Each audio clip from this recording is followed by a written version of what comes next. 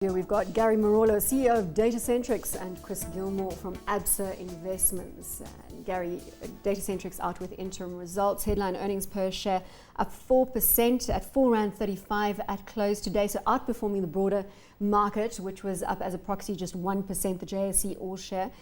Looking at the results, not a bad set, but you are seeing pressure in the public sector environment. And just to put that in perspective, I see in your results you highlight the fact that government spending in ICT environment is now 15% of the total. That's been for the status quo for the last 2 years, whereas prior to that, government made up 40 to 50% of ICT spend in South Africa. Yes, and those are not our stats. Those are the stats from CETA, which is the custodian for government ICT spending. It has been a difficult period, and from a government spending point of view on ICT, and we foresee that pressure will continue for a while yet. Because of the pressure on the fiscus and continued pressure on government across the board in terms of wage demands also. What do you think is going to be the alleviating factor in the public sector, or do you think this is a status quo for 10 years out? Well, I wouldn't say 10 years out, because ultimately it's about priorities. This is not where the shoe pinches the most for the government right now. There are other more hard-hitting priorities. But at some stage, it will come a point where they have to look at the infrastructure. They have, in terms of service delivery, to get their IT or information systems in place, and that's when it will happen. It will certainly not be 10 years out.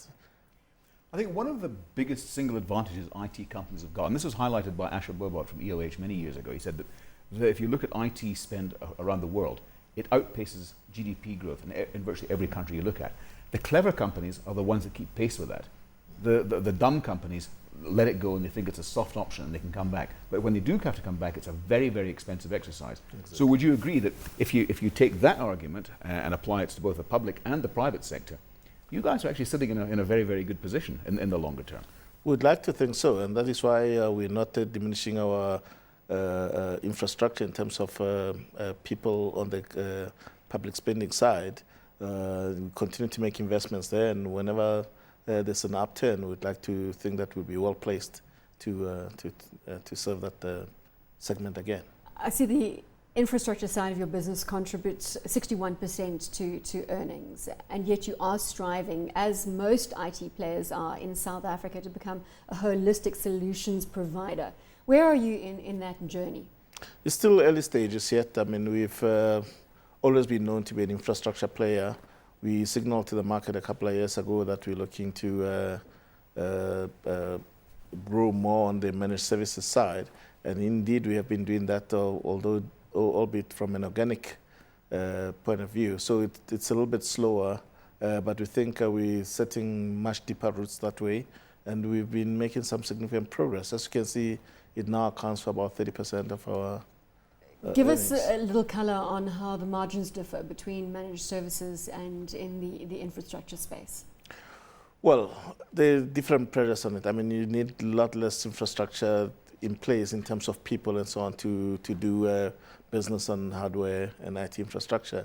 The managed services business is a very people-intensive business, and from that point of view, it does tend to consume a lot of resources. But from the outset, you would have the margins would have been, or the gross margins would have been better on managed services. Significantly better? Are we talking 10, 20% better on managed services versus infrastructure? Probably about 20, yeah. But the key thing about it is it's a stickier income as opposed to infrastructure. And you become a trusted advisor almost to your clients in the IT space. Well, most certainly so. You are a partner. You're no longer just a trust. It's not a transaction anymore. You do become a partner to your client in that sense. And Gary, the strength of the rand, I didn't see too much commentary in the results on that. How does that impact a company like Datacentrix? Well, we shy away from commenting on that because when it goes the other way around and it flatters our results, then we don't say too much about it.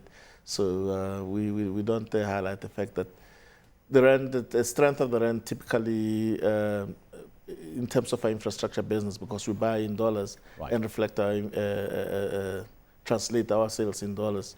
So when it was when the dollar was 10 rand, we showed that, but now that it's now only worth 7 rand, it has effect of showing lower revenues for the same number of units sold. Good cash generation. I remember a number over 61 million rand in cash generated for the 6 months period, 64 million rand. And on balance sheet now, you're sitting in excess of 200 million rand? Well, close to 294. 294. Any thoughts on how you're going to spend that cash, or are you sitting with a war chest? Well, there are a couple of issues.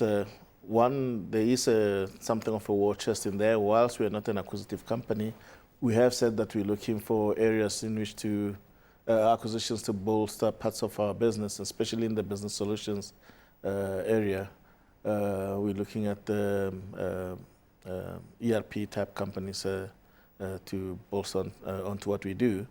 But secondly, working capital is becoming more of an issue. Credit markets are tight out there. We've increased our business with IBM significantly, and when you do that, they require for you to put guarantees in place when you purchase. So if you don't have those, you're not able to buy directly from them, and then we're putting a lot of money into the business that way. And Chris, again, the pressure with the CEO sitting next to you, valuation at R4.35 on Datacentrix. Yeah, around about a 10 PE. It's not, again, particularly expensive. Unfortunately, the IT companies and the smaller IT companies, no disrespect meant there, Gary, like EOH and like yourselves, they struggle sometimes to actually get the attention of the big institutions, the companies that drive the share prices. So, unfortunately, you may have to sit it out for a few years. That's the problem. Chris, thanks very much for your time. Gary, appreciate it. Gary Marolo is the chairman of Datacentrix, and Chris Gilmore is from ABSA Investments.